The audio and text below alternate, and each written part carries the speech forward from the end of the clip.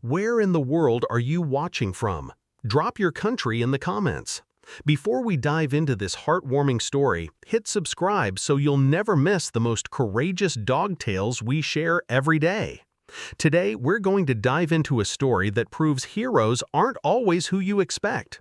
Sometimes they're the ones who sit in silence, carrying the weight of a world they didn't ask for. Our story begins in a courtroom, a place of cold facts and rigid procedure, where the air was as thick and heavy as the oak furniture that lined the walls. But within that tension, a small yet powerful narrative was unfolding. Picture it, a room of polished wood and hushed whispers, a sea of anxious faces, journalists with cameras poised, lawyers with grim expressions, and a judge, stern and watchful, adjusting her glasses. But all eyes, and I mean all eyes, were on the center of this tension. On a small wooden chair, a girl named Ellie Mae sat, just 5 years old, her tiny frame looking utterly swallowed by the formality of it all. In one hand, she clutched a well-worn stuffed rabbit, a silent companion from a life that had turned terrifyingly unfamiliar. Her other hand, though, gripped a leash, a lifeline connecting her to a powerful presence beside her. And what a presence he was! Jasper, a magnificent Labrador, his coat the color of honey, sat calmly on the floor, his head held high. He wasn't just a pet. He was a retired police canine officer, a highly decorated veteran. For years, his life had been a blur of adrenaline, tracking fugitives through dark forests, searching for missing persons, and protecting his handler in dangerous, high-stakes situations. His body was a roadmap of a career filled with danger, but now a quiet dignity defined him. But there was a darker, more personal history that no one in that courtroom knew. Years ago, Jasper was the victim of a brutal act of cruelty, an act that had left a permanent, jagged scar on his paw. He had been a hero that day too, protecting a handler who had fallen into a trap. And the man responsible for that cruelty? He was sitting right across the room. It was Arthur Finch, the same man now accused of a monstrous crime against children. The same man who, with a fleeting, cold glare at the girl, then a practiced smile at the jury, tried to play the role of the victim. Oh, the audacity of a monster with a mask! This is a key detail that changes everything about this story. This wasn't just a dog providing comfort. This was a survivor facing his abuser, a silent guardian protecting a new victim. His presence wasn't just for emotional support. It was a physical manifestation of the truth that Finch couldn't escape. It's a testament to the idea that some bonds run deeper than blood, deeper even than trauma. The prosecution's case was built on physical evidence, on medical reports and expert testimony. But they were missing the one thing that could turn the tide of justice: a direct witness. And here was Ellie Mae, the youngest witness to ever stand in this court, her testimony a fragile thread they feared might snap under the immense pressure. But little did they know, she wouldn't be standing alone. She had a witness of her own, a four-legged hero who had already seen too much. So I ask you, what kind of hero doesn't speak yet has all the answers? What happens when a silent protector and a frightened child become the final, most powerful piece of evidence?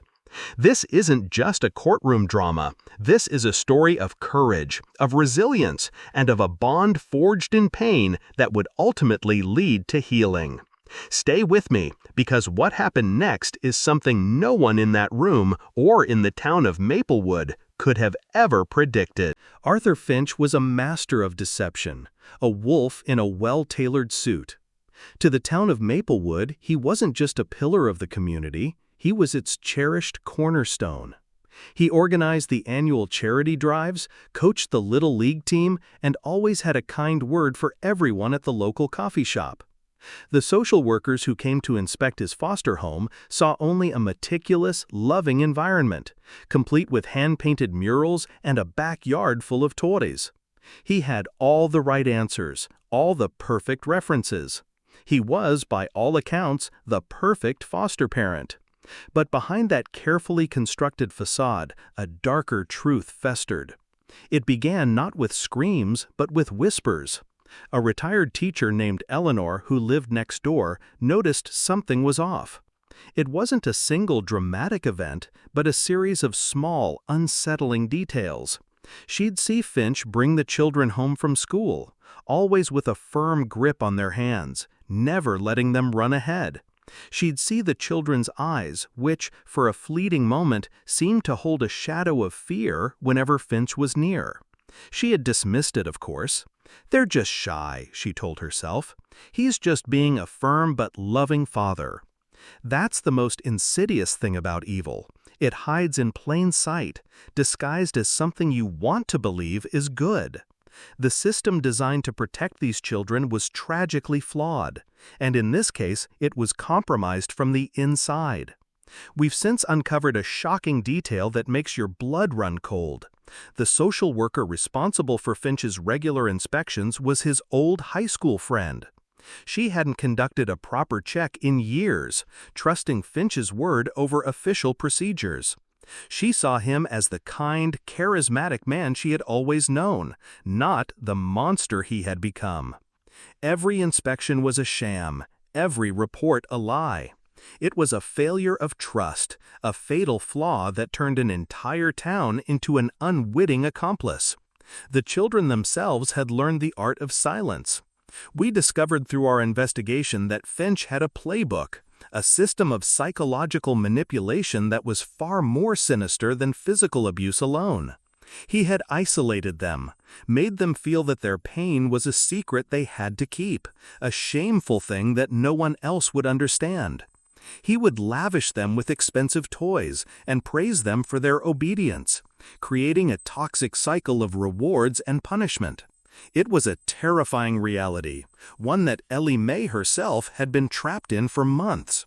Let's now go back to that pivotal moment in the therapy room. It wasn't just a random photo that Dr. Hayes showed Ellie Mae. It was a carefully planned test. And Jasper, with his incredible instincts, knew exactly what was happening. When Dr. Hayes showed her the picture of Finch, Ellie Mae's small body didn't just flinch, it seized up completely. She recoiled, pulling her knees up to her chest, her breathing becoming shallow. Jasper, who had been lying peacefully at her feet, sat up instantly. He didn't growl, but let out a low, guttural whimper, a sound of deep distress, not his own, but a perfect echo of Ellie Mae's. His tail, which had been wagging just moments before, drooped completely. He didn't just sense her fear, he felt it as his own. He was her mirror, reflecting the trauma that words couldn't express. This powerful, silent reaction from Jasper was the breakthrough. It was the moment Dr. Hayes realized that Jasper was more than just a comfort animal. He was a co-therapist, a key that could unlock Ellie Mae's hidden memories. In a world where children were taught to fear their own voices, a dog's silent cry became the most undeniable proof of all. It was a painful, eye-opening lesson for everyone involved. Evil doesn't always roar. Sometimes it just whispers. And the most important truths are often found not in what is said, but in what is felt. The moment of truth had finally arrived. The very air in the courtroom seemed to hold its breath, a silent, expectant pause before a storm. The prosecutor, his voice a gentle anchor in the churning sea of tension, knelt before Ellie Mae. "Ellie Mae," he began, his tone a stark contrast to the gravity of the moment, "can you tell us what happened at your house?" The girl's small hand, white-knuckled, gripped Jasper's leash. No words came, just a trembling lower lip and a terrified glance towards her worn stuffed rabbit. Just as the silence was becoming unbearable, a calculated, sickeningly sweet voice broke through. Arthur Finch, with a sudden cunning move that sent a shiver down the spines of everyone watching, leaned forward. He wasn't yelling, he was whispering, but his words were a venomous hiss aimed directly at Ellie Mae. "Remember what we talked about, Ellie Mae? About what happens to naughty little girls?" The girl's face crumpled. A wave of uncontrollable sobbing racked her small frame. The courtroom buzzed with murmurs of sympathy and confusion. The defense attorney, a cruel smirk playing on his lips, knew Finch's manipulation had successfully cast doubt, making it seem as though the child was too fragile, too manipulated to be a reliable witness.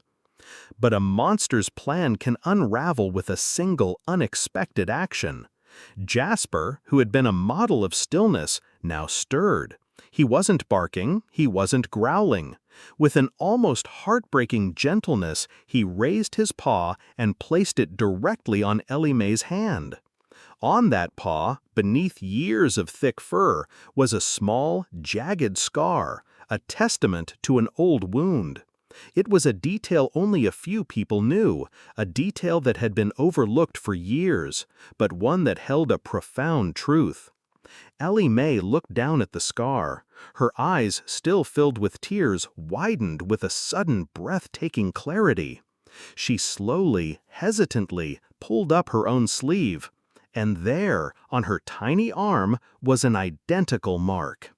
A hush fell over the courtroom, a silence deeper and more profound than before.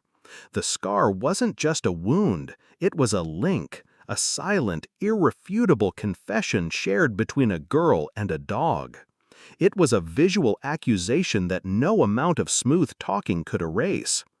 With a new resolve, fueled by this shared silent history, Ellie Mae took a deep breath.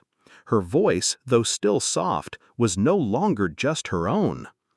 "He said he was a bad boy," she whispered, her words gaining strength with each syllable. "But Jasper kept me safe." She began to recount Finch's cruelty, not as her own memory, but as Jasper's. It was a breathtaking, emotional twist. She described the yelling and the hurting, her words a stream of consciousness that connected her pain to the dog's scar, proving beyond any doubt that they had both been victims of the same man. This was more than just a testimony, it was a transfer of courage. In that moment, Ellie Mae wasn't just speaking for herself. She was the voice for the one who had silently protected her. The prosecutor, seeing the tide turn, subtly guided her. "Did he make you feel scared?" he asked. Ellie Mae nodded. "Where did he do this to you?" She pointed a still trembling finger at Finch. "In here," she said, holding her arm, indicating the mark. The medical reports, previously just cold evidence, now took on a visceral, heartbreaking truth. The defense attorney tried to object, to discredit her, but the emotional weight of the moment was too overwhelming.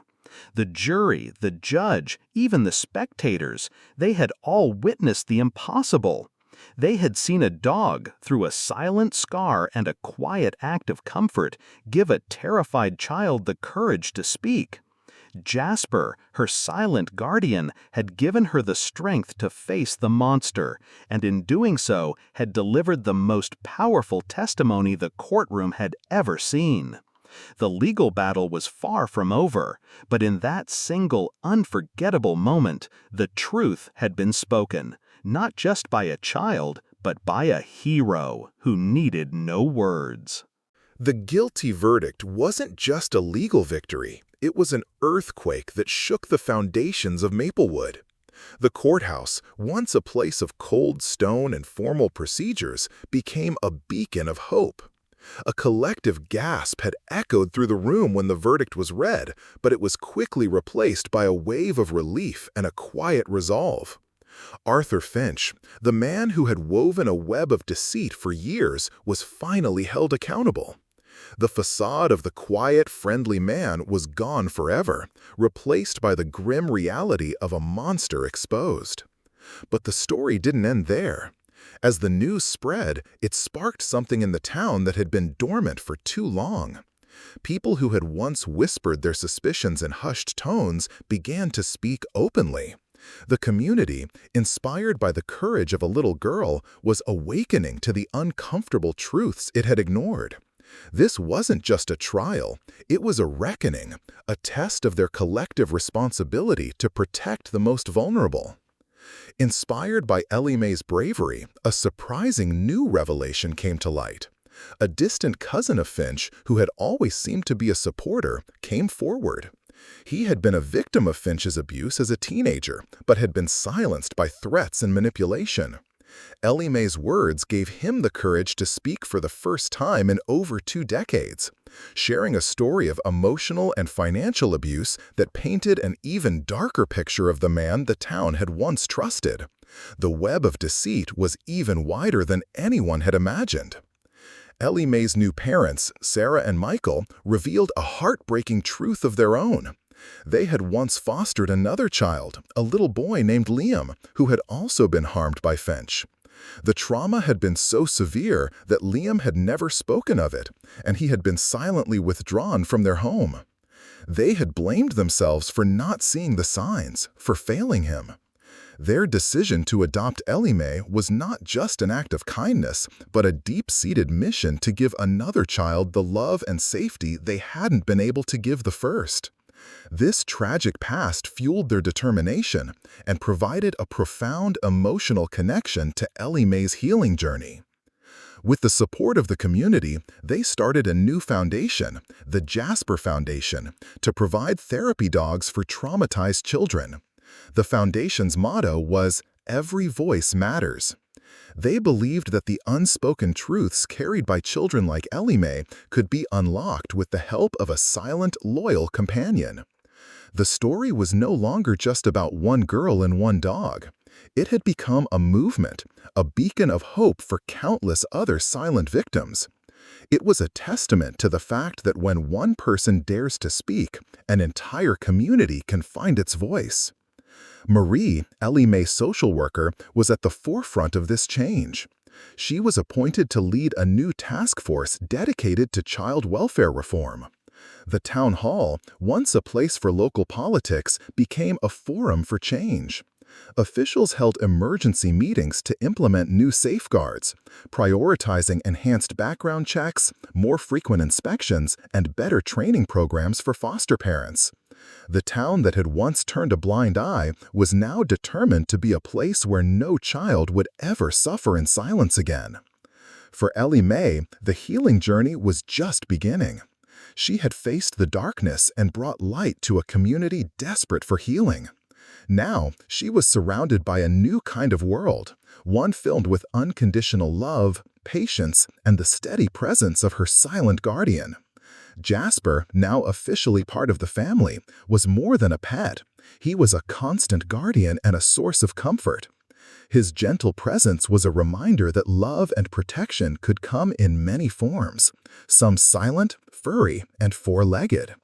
The town of Maplewood had been forever changed, transformed from a harrowing tale of abuse into a powerful story of resilience and community action.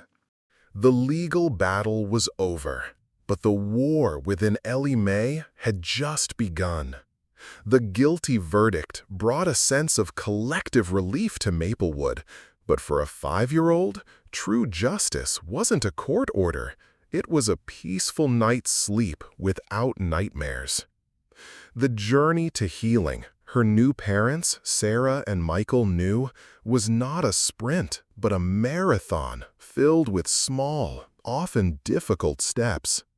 Their home, once just a sanctuary, had to become a fortress of love and patience, a place where the shadows of her past couldn't reach her. Jasper, her steadfast guardian, remained the bridge between her old, broken world and her new, hopeful one. He wasn't just a pet, he was a living, breathing testament to her truth. Michael often said that Jasper understood her in a way no human could. The dog seemed to know exactly when to rest his head on her lap during a quiet, fearful moment, or when to gently nudge her hand to encourage her to play. He was her constant anchor, grounding her when the world felt overwhelming. Weeks turned into months. The scars on her spirit, like the one on her arm and on Jasper's paw, didn't vanish, but they began to fade. The Andersons, with the guidance of Dr. Hayes, implemented a daily routine designed to rebuild trust. Her mornings began with gentle routines: a calm breakfast with her parents, a quiet play session with Jasper, and an afternoon visit to a sunny park where she cautiously watched other children play. At first, she would clutch Jasper's fur tightly, her eyes wide with fear. But slowly, curiosity won over trauma. One afternoon, a little boy accidentally rolled a ball towards her. Instead of recoiling, Ellie Mae, with a nudge from Jasper's cold nose, tentatively reached out and touched it. A small, tentative giggle escaped her lips. It was a sound that had been absent for so long, and it filled Sarah and Michael's hearts with an undescribable joy. It wasn't just a giggle, it was a sign of life, of a spirit beginning to heal. The Andersons' commitment was unwavering. When she had nightmares, they didn't just comfort her. They would sit with her and Jasper, explaining that they were there, and the monsters from her past were now locked away. They encouraged her to talk, to draw, to express her fears in any way she could. Her favorite drawings were of a brave, four-legged hero saving a little girl from a monster.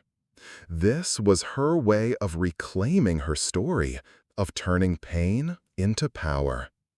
But healing was never a straight line. There were setbacks, days when the shadows of fear resurfaced unexpectedly. There were moments when a sudden noise or a raised voice would send her spiraling back into silence. In those moments, Sarah and Michael held her, and Jasper would lie beside her, his steady heartbeat a comforting rhythm that reminded her she was safe.